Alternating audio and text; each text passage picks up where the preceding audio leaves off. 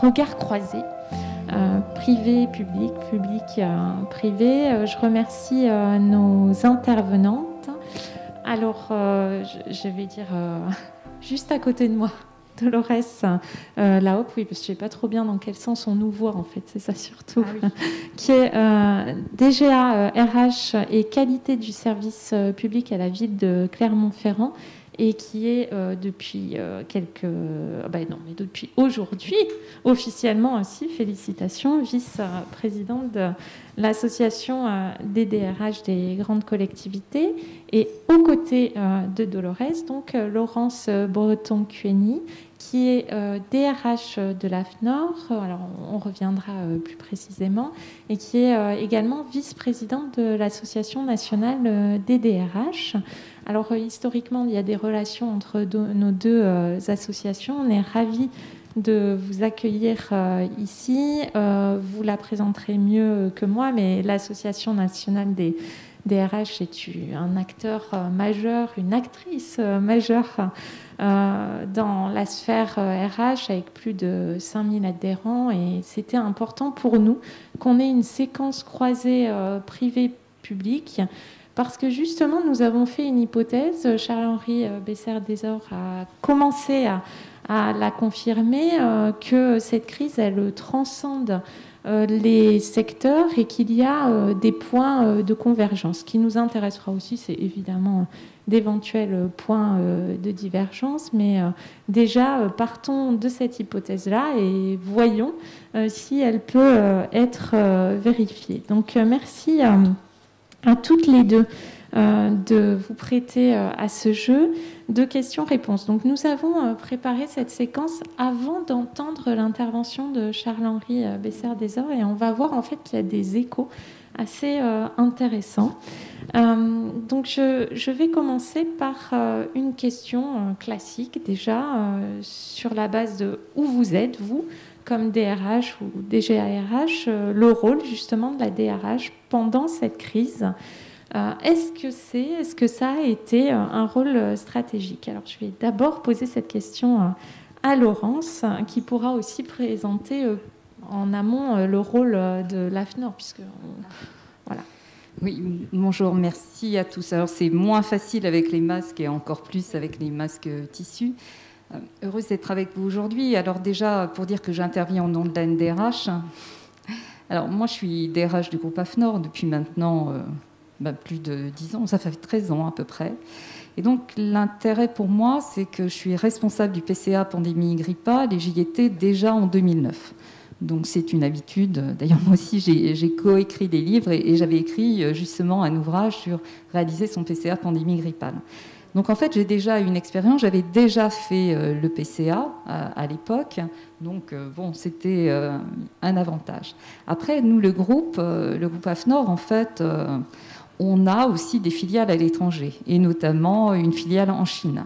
Ce qui fait, par rapport aux uns et aux autres, le sujet, on a commencé à l'aborder bien avant.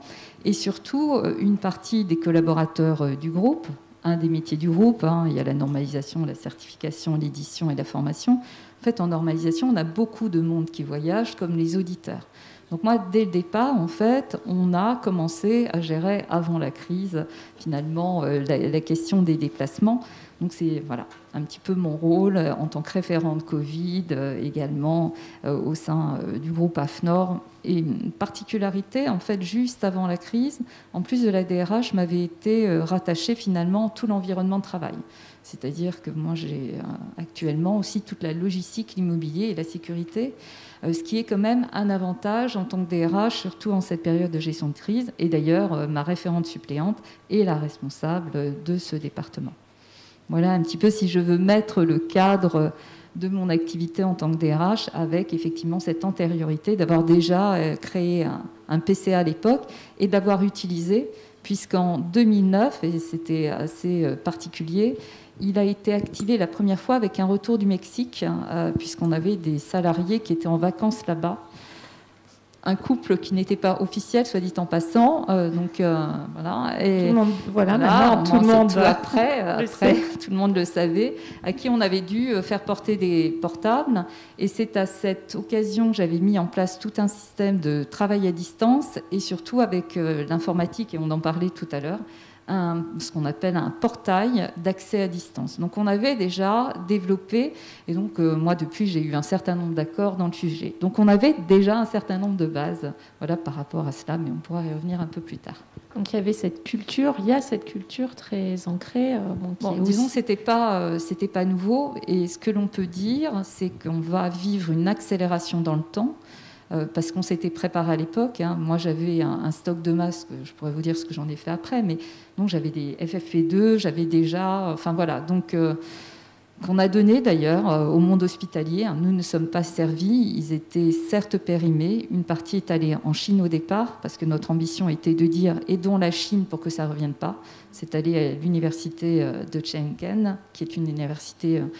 qui s'occupe de médecine traditionnelle chinoise. Et après, quand il y a eu le problème en France, nous avons donné tous nos stocks de masques FFP2, notamment dans tous les établissements hospitaliers du 93. Donc on a vraiment beaucoup distribué, et puis on en avait acheté d'autres pour nous qui sont arrivés bien tardivement, dirons-nous. Et dans ces PCA et dans les protocoles formalisés de gestion de crise, la place de la DRH, elle est décrite ? Alors, étant donné que j'avais déjà fait le protocole à l'époque, et puis ce sera un point quand on parle du monde d'après, donc moi je suis membre du comité exécutif, donc c'est pas pareil, et on le voit puisque nous on a fait une enquête au sein de la NDRH qui est la question du positionnement stratégique du DRH. Bon, quand on est DRH au sein du COMEX, c'est pas la même chose. L'enquête flash que nous avons faite à la NDRH d'ailleurs mentionne que 65% de ceux qui, effectivement, aujourd'hui n'ont pas de place stratégique, quand on entend pas de place stratégique, c'est-à-dire qu'ils ne sont pas dans les COMEX ou dans les CODIR, pensent que leur place va durer. Et 48% d'entre eux disent qu'ils ont déjà les compétences associées. La problématique que l'on voit au sein de notre étude, c'est l'inquiétude de se dire, est-ce qu'une fois la crise passée, parce qu'elle n'est pas encore passée aujourd'hui, et je ne parle pas que du fait de porter les masques et d'avoir des protocoles, je parle de la crise économique que nous vivons tous, c'est de dire, est-ce que cela va durer ou est-ce qu'on ne va pas être mis que dans des procédures ? Parce que c'est vrai qu'on a été les rois des procédures. Hein. Là, et ça continue, là, avec tous les jours. Moi, je fais partie de la cellule Covid, les déclarations de contact, etc. On en gère plein. Et donc, c'est ne pas, effectivement, pour ceux qui n'ont pas encore un positionnement stratégique au sein des organisations, de ne pas être relayés, en fait, à une place qui est plus d'organisateur. Parce que c'est vrai, ce qui a été dit... Bon, moi, en fait, dans mon organisation, j'ai pas eu cette phase de sidération, hormis que je pensais pas que le confinement arriverait si vite. Moi, j'étais plus optimiste. Je ne pensais pas que ça arriverait jusqu'à la France. Sauf que quand j'ai vu qu'il n'y avait pas de mesures prises aux frontières au début de l'épidémie, je me suis dit qu'on était une passoire, donc inévitablement, on risquait. Mais je ne pensais pas qu'on serait confiné avec les risques à la fois sociaux et économiques qui nous arrivent maintenant et qui, eux, ne sont pas finis. Donc on voit bien qu'il y a un enjeu sur le rôle stratégique. Alors pour vous, c'était déjà en tant que DRH présent à le sécuriser évidemment, mais surtout pour tous ceux qui ne faisaient pas partie de ces COMEX ou comités de direction pour l'avenir. Alors justement, Dolores, par rapport à ce positionnement, toi, oui, au sein de Clermont-Ferrand. Donc de la Chine, on passe à Clermont-Ferrand. Donc la ville de Clermont-Ferrand, c'est donc 140 000 habitants. C'est la ville-centre de la métropole Clermont-Auvergne Métropole. Et la DRH, la collectivité plus précisément, c'est 2300 agents permanents. Donc sur le rôle stratégique de la DRH, moi je suis positionnée en tant que DGA. Donc je fais partie de la direction générale. Donc ça, c'était un souhait du maire lorsqu'il a été élu en 2014 que de positionner la DRH justement au niveau stratégique. Et donc elle a pris, c'est vrai que la fonction RH a pris toute son ampleur, on va dire, au moment de la crise, puisque c'est bien un copilotage, en tout cas au sein de la collectivité, entre la DGS et la DGARH. C'est vraiment ce copilotage qui a conduit la collectivité pendant cette crise. Donc, en début de crise, on a vraiment fonctionné sur un mode très restreint, en mode cellule de crise. Et donc là, j'ai eu à piloter la gestion de cette crise donc, au niveau pour l'ensemble de la collectivité. Et il y a eu aussi la sortie du confinement qu'il a fallu piloter. Et donc là, c'est la DRH de la ville qui a conduit le déconfinement. Je dirais que qu'est-ce qui peut expliquer ou qu'est-ce qui justifie que la RH soit positionnée au niveau stratégique, c'est, je pense, son rapport privilégié aux agents. Enfin, ce qui était quand même très particulier dans cette crise, c'est que elle a touché tout le monde. Et d'abord les agents. Et on en a parlé tout à l'heure. Ce qu'il y a de très surprenant, de très inédit dans cette crise, c'est qu'elle vient comme une effraction aussi dans l'intime. Et que donc on a eu cette rencontre ou ce choc entre l'environnement professionnel et l'environnement personnel et la vie des gens. Et donc, qui était l'interlocuteur privilégié? C'est la DRH. Voilà, parce que sa fonction, c'est la fonction humaine, ressources humaines, comme son nom l'indique. Et donc, on était bien en première ligne, avec un rôle déterminant. Vous en parliez tout à l'heure sur les procédures, un rôle déterminant en termes sur sa fonction normative, parce qu'il fallait comprendre, il fallait interpréter les différentes directives, les différentes consignes, que ce soit les consignes sanitaires, que ce soit les règles juridiques et les différentes ordonnances, décrets, circulaires, FAQ, enfin voilà, toutes sortes de textes donc à saisir, et puis surtout aussi ce que ne disaient pas les textes, surtout, ou les directives qu'on n'avait pas. Et donc la DRH a vraiment été positionnée aussi donc, sur cette fonction normative parce que dans ce grand moment d'incertitude, vers qui se tourner? Eh bien, c'est la DRH qui était là, qui était l'interlocutrice, celle qui pouvait non pas répondre à toutes les questions, parce qu'on n'avait pas les réponses, mais en tout cas indiquer une interprétation, un sens, une direction. Et ça, c'était absolument indispensable dans un tel moment de bascule et de inédit. Voilà. Donc la DRH a non seulement eu cette fonction normative, mais elle avait aussi un rôle, et je pense un positionnement qui lui permettait d'intervenir sur l'ensemble de la collectivité. On s'est retrouvé face à des problèmes très concrets. Par exemple, comment s'approvisionner en masques, parce que nous, on n'en avait pas.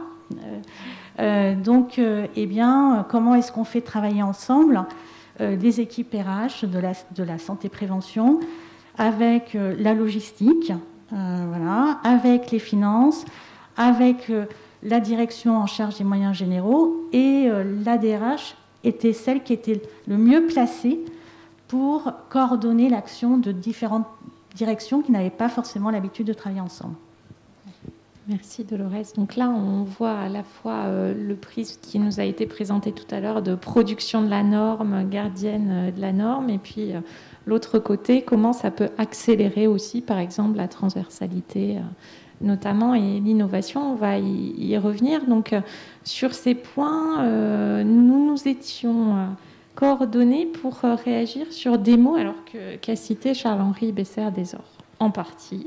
Mais justement, ça peut illustrer, et donc nous allons voir que nous sommes dans les théories formulées par Charles-Henri Besser-Desor. Les mots que nous avons choisis sont confiance, transparence, compétence et coopération. Alors, ça rigole. Vous voyez, on est en phase. Ces mots-là ont-ils eu et ont-ils toujours une place prépondérante dans cette période de crise? Laurence. Merci. En fait, il y a déjà des mots qui correspondent aux valeurs de mon groupe. Et c'est vrai qu'on travaille toujours dessus. Nous, c'est confiance, responsabilité, qualité et collectif. Et en fait, ça n'a jamais été autant d'actualité. Pour reprendre ce que disait Dolores tout à l'heure dans la confiance, c'est aussi, moi j'ai mon DG qui m'a remercié parce qu'en fait on était les super organisateurs. Ça, je crois que les super JO du Club Med, c'était nous, hein, franchement, et on donnait le tempo et les réunions, etc. Et c'est vrai qu'on a créé ce binôme DG-DRH.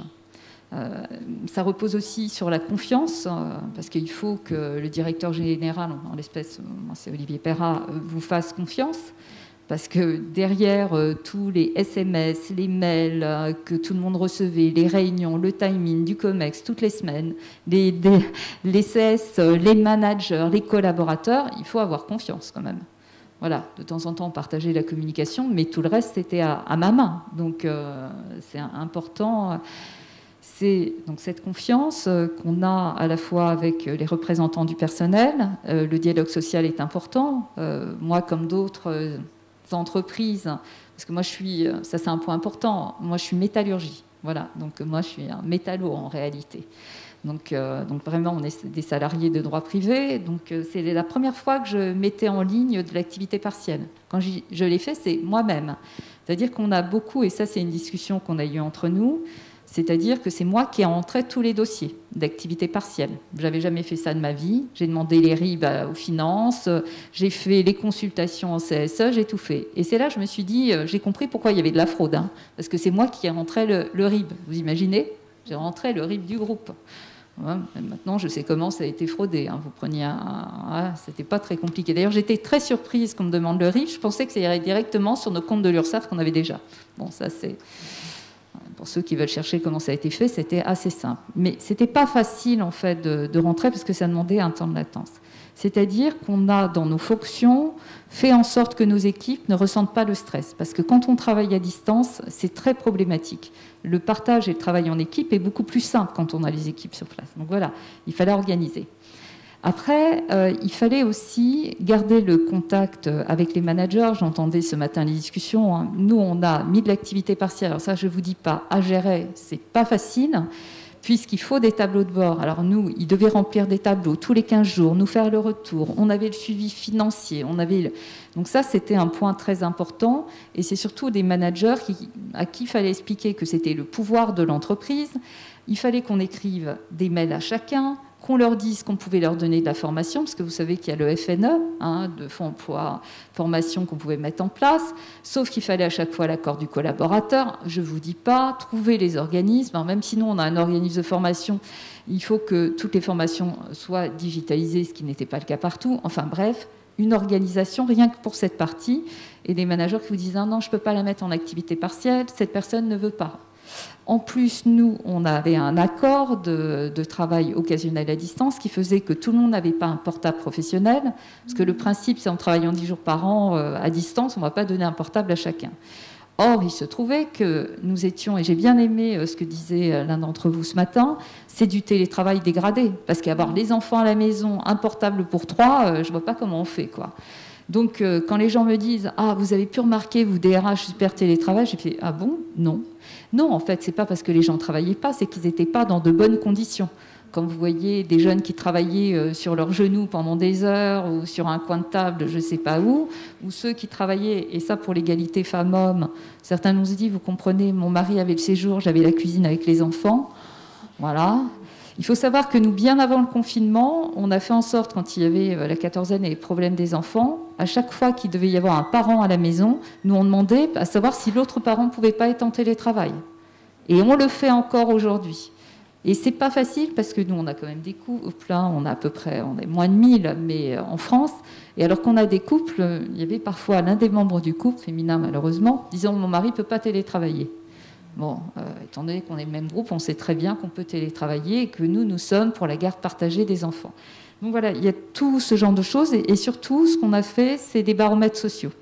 Nous, on était déjà avec Witifit à l'époque. Witifit a fait un baromètre coronavirus qui permettait de voir si on était prêt. Et donc, on a lancé ce...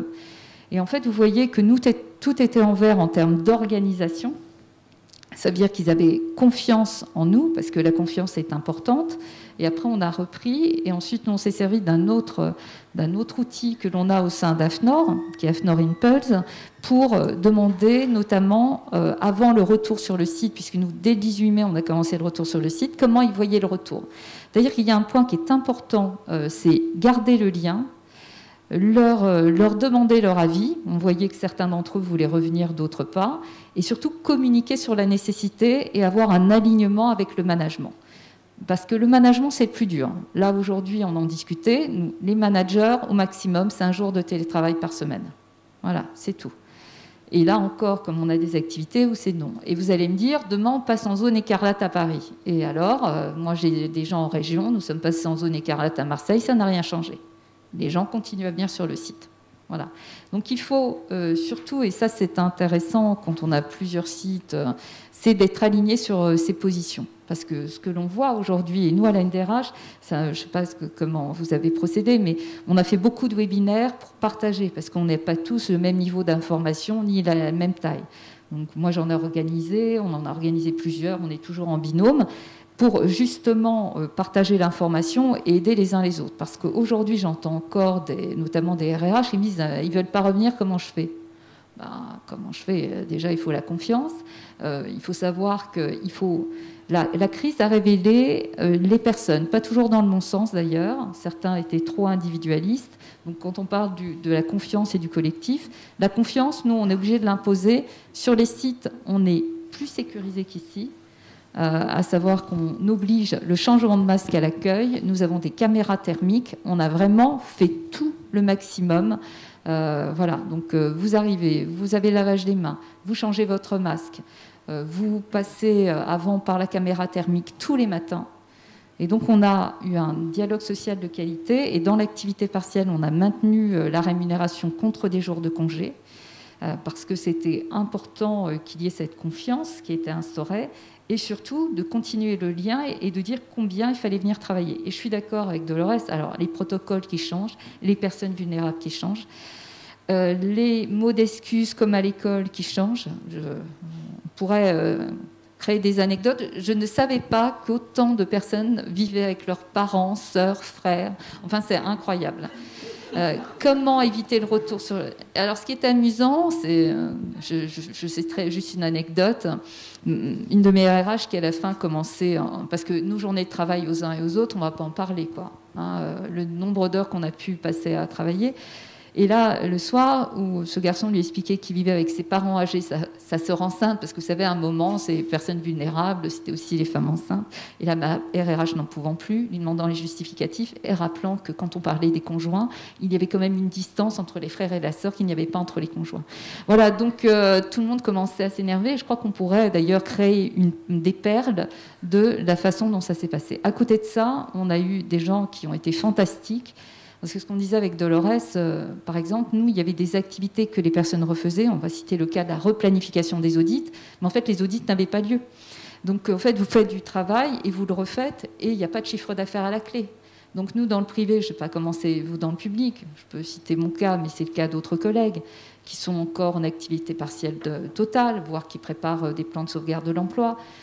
Nous, c'est pas ça, mais on a cessé tous les recrutements, donc on a une décroissance des effectifs. Résultat, la charge de travail augmente, on fait de la mobilité, et puis nous, DRH, il faut être exemplaire. Hein. Moi, j'avais plus de 200 recrutements par an, donc j'avais 2 chargés de recrutement temps plein, et bien maintenant, j'en ai une qui est en mobilité et qui planifie des audits, quoi. Formation, pareil, j'ai délégué 2 personnes, parce que nous, c'est assez... Comme moi, il y a des normes très précises dans l'accréditation. Ben, il y en a une, ça y est, qui planifie toute la journée. Elles ont des métiers différents. C'est-à-dire qu'on a dit aux partenaires sociaux, on a signé une charte avec les organisations syndicales. On s'est dit, on se dit, on garde les effectifs. On sait très bien que jusqu'en 2022, ça va être difficile. On les garde, mais il faut de la mobilité entre nous. Et donc, on a fait une charte de la mobilité. Et donc c'est ça où effectivement, parce que si on veut être, comment vous les recruter à part les métiers en tension, d'ailleurs notre étude le montrait, on est tous sur les mêmes métiers en tension, même si le digital, c'est pas demain, mais c'est plus important. Donc l'IT, la cybersécurité, on l'a bien vu combien c'est important, le digital et les commerciaux. Parce que si on veut de la reprise d'activité, il faut des commerciaux. Donc ça devient une denrée rare. Donc voilà. Donc tous ces mots, en tout cas, c'est sûr, d'emporter le collectif et la confiance. Et puis notre place, c'est aussi donner confiance. Et, voilà. Mais je pense que c'est pas fini. On n'est pas prêt de se reposer. Disons qu'on peut ressortir, mais et surtout il faut la santé et travailler sur la santé, qualité de vie au travail, parce que nous on a mis en place des réseaux d'entraidants. Il y a beaucoup de personnes qui ont des problèmes de santé mentale. C'est pas dû à notre activité. Mais ceux qui en avaient déjà avant, ça ne s'est pas arrangé pendant. Et l'isolement est un facteur de risque croissant, en plus des violences familiales qui peuvent exister dans certaines familles. Merci Laurence. On reparlera aussi de l'effet économique qui touche bien sûr le secteur privé et de ce que ça peut avoir aussi comme conséquence sur le secteur public. Dolores, sur... Pardonnez-moi Mathilde, une question pour oui. Laurence, notamment qui dit en fait que finalement les DRH du privé semblent peut-être plus focalisés sur l'aspect budgétaire, financier, que ceux du public.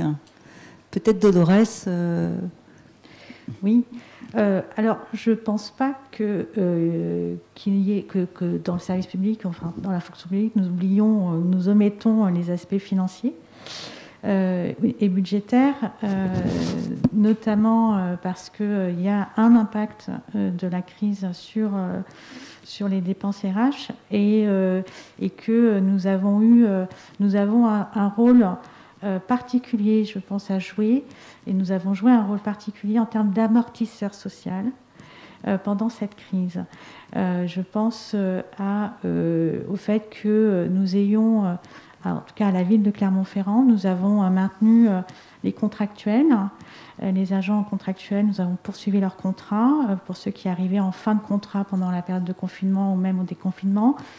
Nous avons également maintenu la rémunération des vacataires, donc les personnes que nous employons de manière ponctuelle, mais parfois de manière plus pérenne.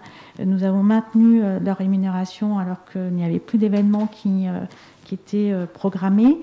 Donc la question budgétaire et financière se pose aussi pour les collectivités territoriales et la fonction publique, même si après, effectivement, je ne projette pas à la ville de Clermont-Ferrand un plan de sauvegarde de l'emploi ou des licenciements à venir.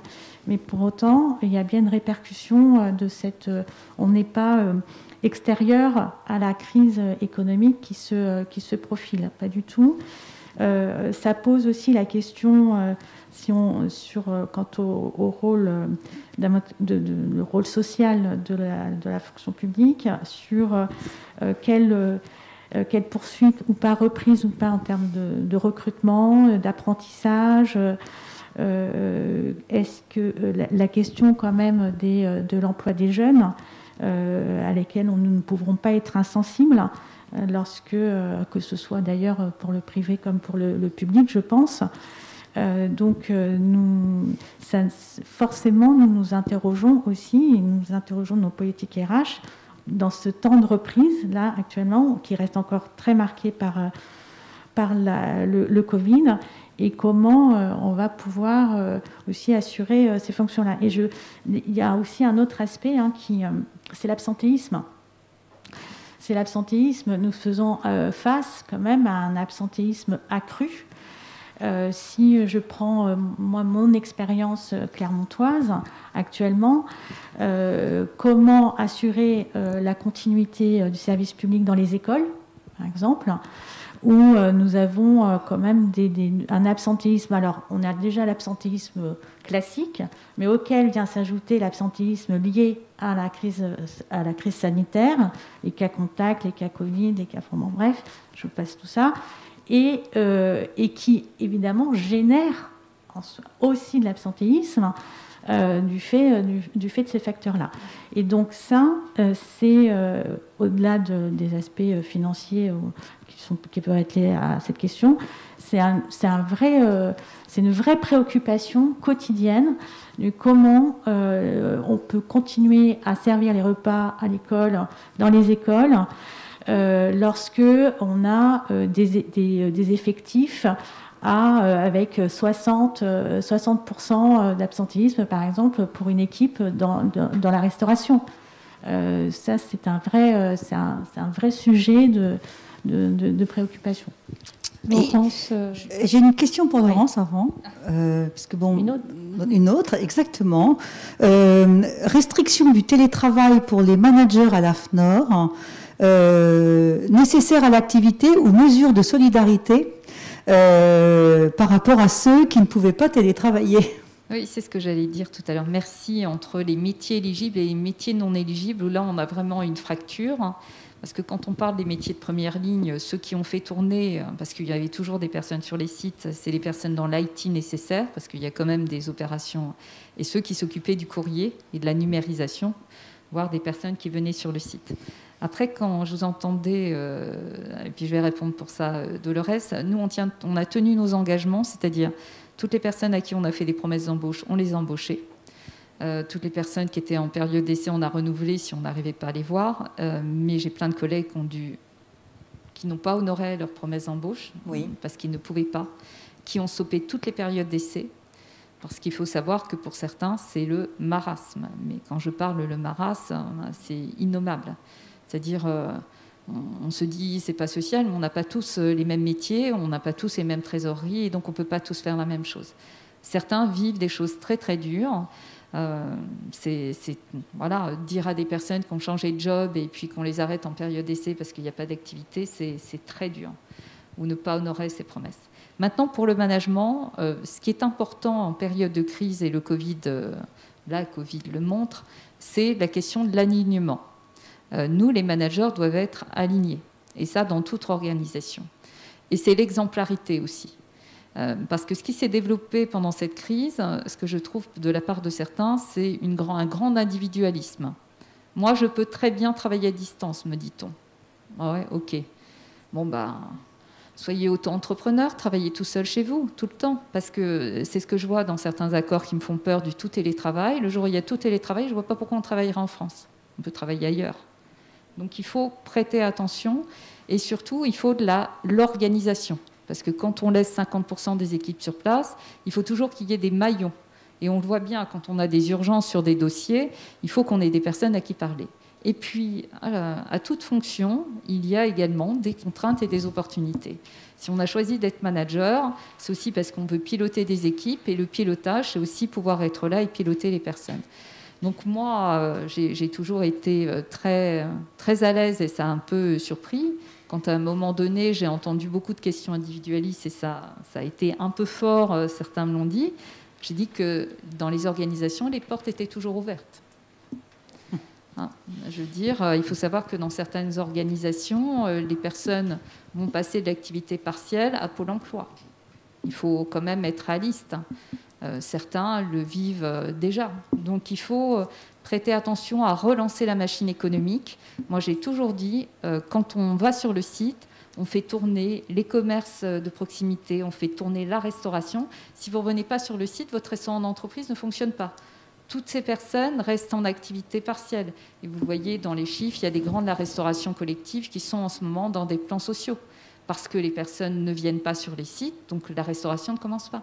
Et c'est toute une chaîne, c'est-à-dire que nous, par notre activité, et après l'absentéisme, moi je le suis, nous c'est 4% de taux d'absentéisme, moi je le suis comme le lait sur le feu. Je sais, dans vos collectivités, c'est pas toujours pareil. Mais... Et encore, moi, vous voyez, à 4%, je tire les warnings, je dis, mon Dieu, on a trop d'absentéisme. Mais on suit, c'est-à-dire que quand j'entendais parler des datas, on suit les datas. Qui est sur le site, qui est en travail à distance, qui est malade, qui est en congé. On a les chiffres tous les jours pour veiller à la planification des 50% sur site. De toute façon, il n'y a pas de progrès sans mesure et l'exemplarité vient du haut. C'est ce que disait un petit peu Charles-Henri tout à l'heure. Il faut quand même montrer l'exemplarité, c'est d'être sur le site et de montrer que la vie recontinue. Voilà, et si nous-mêmes, on est des managers comme les autres, nous ne sommes pas exemplaires, après, il faut s'interroger si on veut vraiment être manager. Mais bon, c'est important d'être sur place. Alors, juste pour déconstruire une idée sur l'absentéisme dans les collectivités, quand même, hein, en plus, ceux qui me connaissent, je ne peux pas ne pas réagir. La structure de nos emplois fait que nous avons beaucoup de personnes fortement exposées. On retrouve à peu près les mêmes taux dans les secteurs privés similaires. Sur ce que vous venez de dire toutes les deux, et puis ces fameux mots dont on a parlé, moi, je voudrais aussi vous faire réagir sur comment on arrive à faire coexister cette garantie d'un pilotage resserré que vous nous avez présenté et également l'accompagnement vers l'innovation, l'accélération de l'innovation. Alors, peut-être d'abord, Dolores, en lien aussi avec ces mots, confiance, transparence, est-ce que ça a été possible à Clermont-Ferrand? Comment vous y êtes pris et qu'est-ce que ça va donner sur la suite? Alors, oui, la crise, elle a tous les effets dont on parle depuis ce matin, et elle ouvre aussi des possibilités qu'on n'avait pas forcément explorées. Alors, on a évoqué les enjeux de communication, notamment pour instaurer ce climat de confiance et rassurer les agents, transmettre les consignes, et que c'est très très important, mais je pense que ça a été souligné, ça n'est pas forcément suffisant.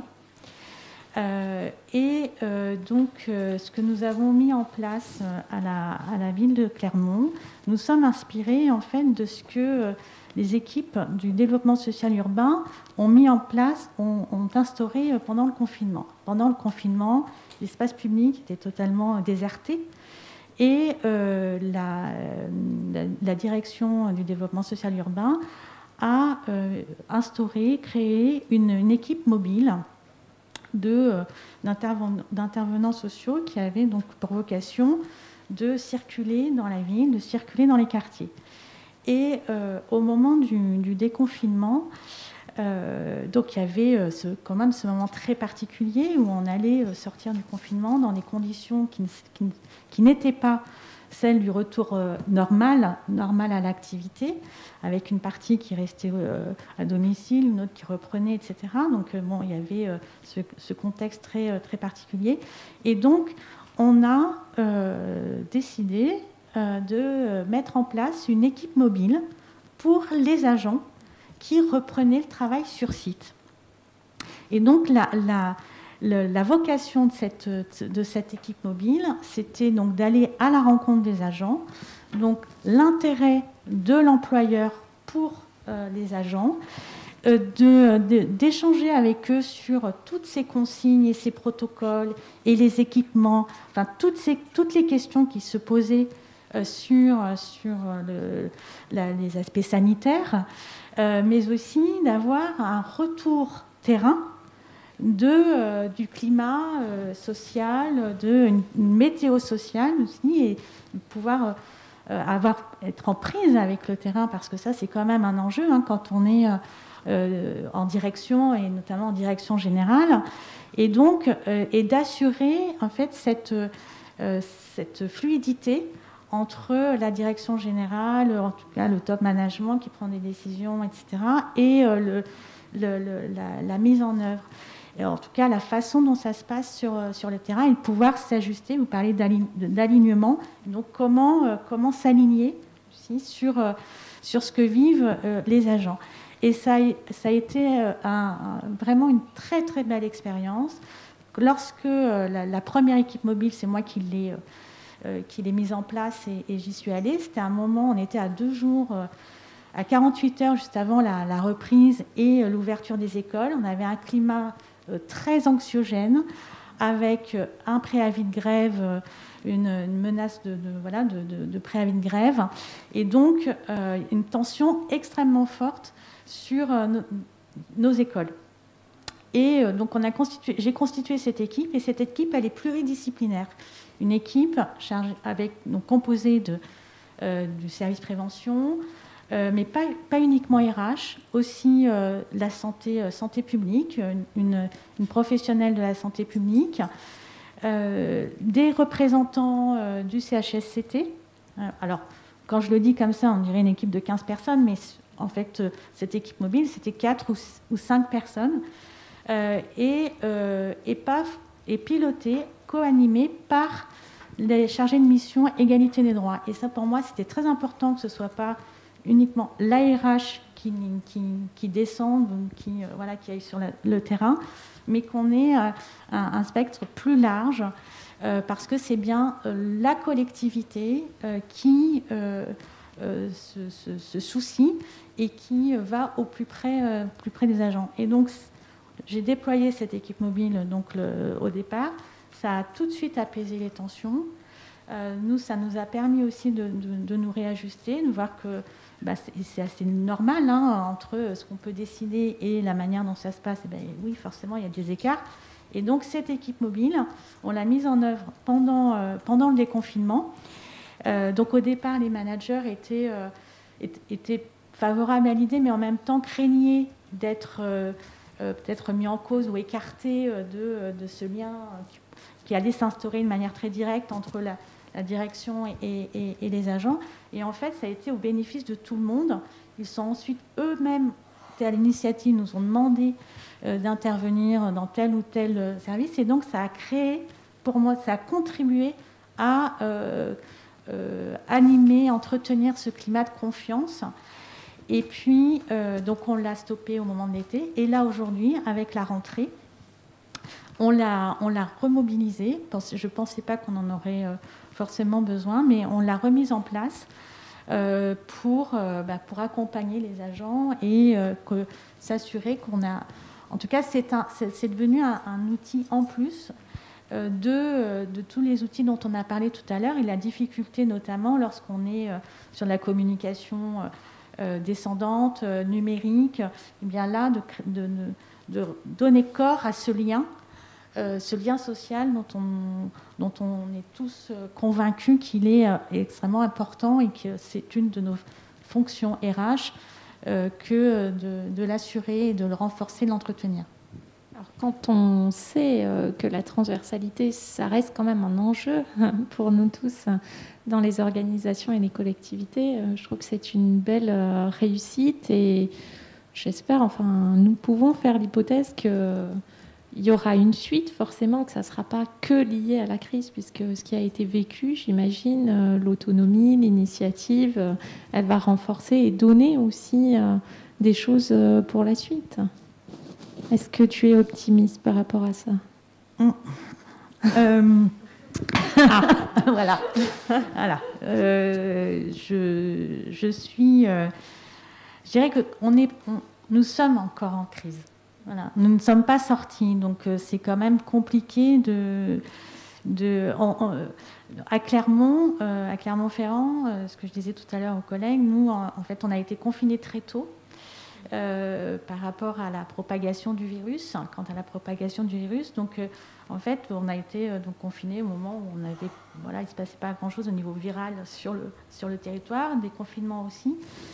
Et donc, on s'était quand même projeté, et je pense qu'on n'est pas les seuls, on s'était projeté sur une reprise sans Covid. Alors, on savait à peu près quand même que ce ne serait pas tout à fait normal, entre guillemets, mais bon, on s'était quand même projeté sur une reprise qui n'est pas celle qui se produit aujourd'hui.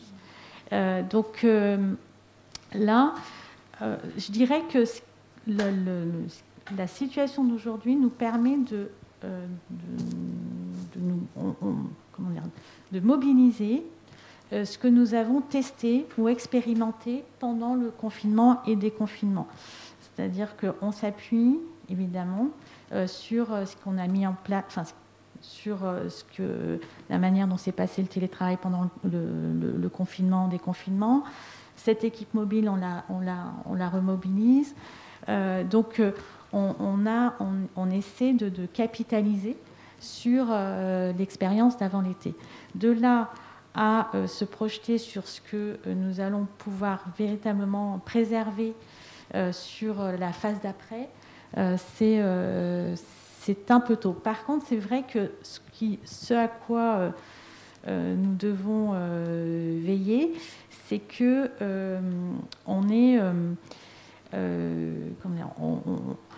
tout à l'heure, je passe un peu du coq à l'âne, mais tout à l'heure, il y a le sujet de l'utilité sociale a été évoqué, et sur la hiérarchie des métiers, la hiérarchie des fonctions. Moi, il y a quelque chose qui m'a étonnée, qui m'a interpellée lorsqu'on est entré en confinement et déconfinement. C'est la difficulté, puisque la difficulté, le mal-être ressenti par les agents dont le métier n'était pas utile ou directement utile.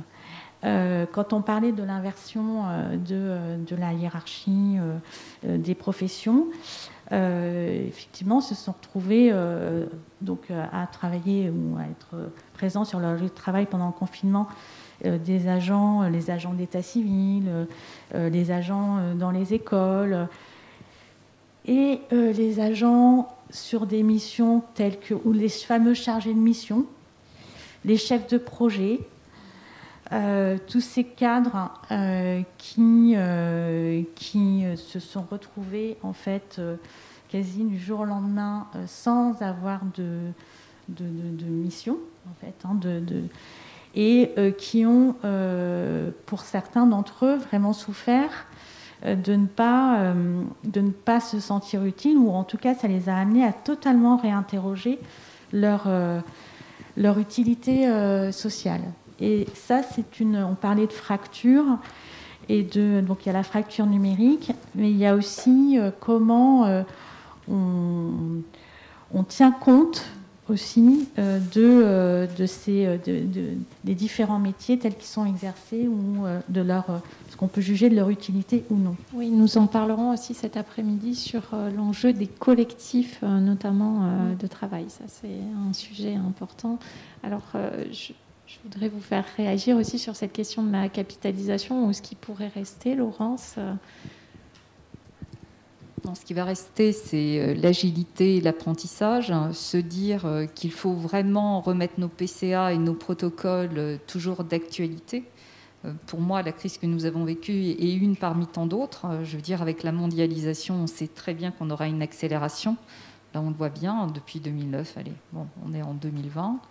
Mais ça va arriver, donc il faut se préparer. Il n'y a plus de frontières aujourd'hui, donc il faut être agile, il faut entretenir. On le voit bien, ceux qui avaient entretenu leur PCA étaient davantage prêts par rapport aux autres. Et surtout, ne pas perdre la main, parce que la crise aujourd'hui, c'est la pandémie, mais on le voit bien, on parlait de la grève, la grève des transports, enfin bon, bref, on avait eu un exercice avant. Et de se dire que ce genre d'événements qui, en fait, concernent le risque RH vont être de plus en plus importants. Et d'ailleurs, dans l'étude qu'on avait conduite sur les scénarios de la fonction RH, on se rendait compte que la maîtrise des risques RH doit devenir un aspect indispensable de nos fonctions. Voilà. Donc il ne faut pas laisser la main à d'autres, il faut vraiment s'investir. Et c'est vraiment le message que je pourrais dire en conclusion, c'est si on veut être stratégique, il faut effectivement montrer la contribution de sa fonction et aller sur des enjeux forts qui notamment concernent la maîtrise des risques RH. Donc c'est un risque parmi tant d'autres, la pandémie, mais il y en a bien d'autres. Oui. Réaction de Dolores. Oui, ce que je pourrais ajouter, c'est que on disait tout à l'heure que il faut œuvrer pour qu'on puisse se préserver. Donc je pense que un retour d'expérience, c'est ce qui nous a été suggéré tout à l'heure comme proposition. Tout à fait, faire des rétex. Un rétex sur la crise que nous avons traversée, que nous traversons, et la manière dont nous avons agi, réagi, anticipé, non anticipé, enfin voilà, ce que nous avons mis en place sera indispensable, justement parce que je pense que c'est une des conditions pour comprendre ce qui nous a rendus résilients dans cette crise.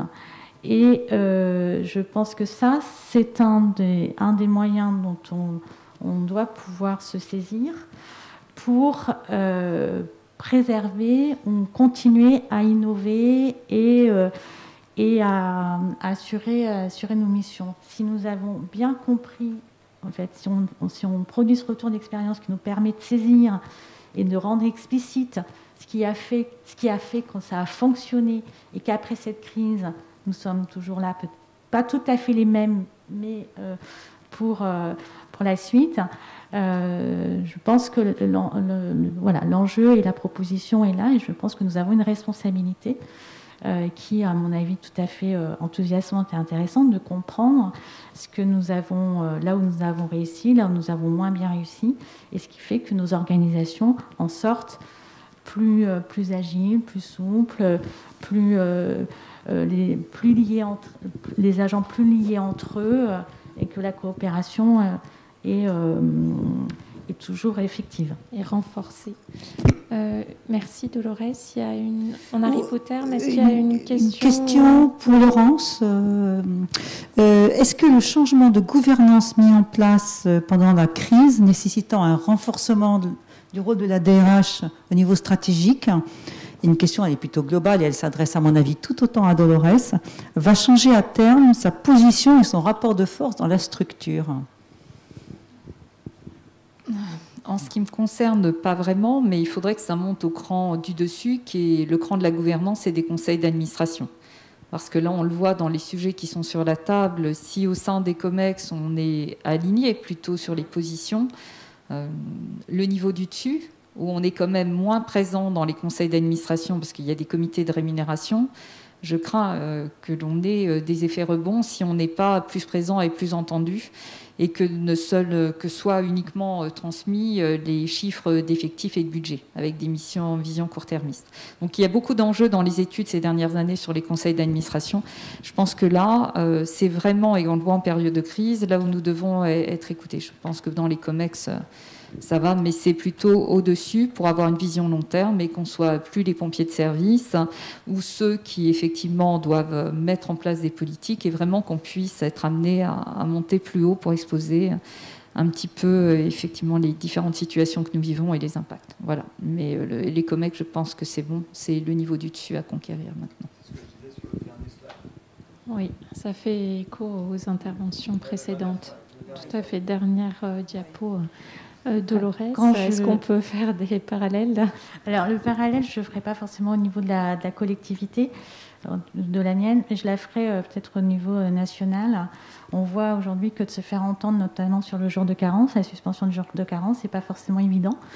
Donc, je pense que là, ce qu'on a vu quand même au niveau de la crise, et les collègues en ont parlé ce matin, c'est-à-dire que on n'a pas toujours été soit entendu, aidé. Alors, il y a eu des directives, il y a eu des interpellations, nous avons été sollicités, mais je pense que ça fait partie d'un des enseignements que nous devons tirer, et je pense que l'association là-dessus a du coup son rôle à jouer, à continuer de le jouer, et pour faire entendre aussi les collectivités territoriales sur les grandes décisions qui sont prises sur l'évolution de la fonction publique, les évolutions statutaires, les différentes dispositions qui s'appliquent dans nos collectivités, et que il faut qu'on puisse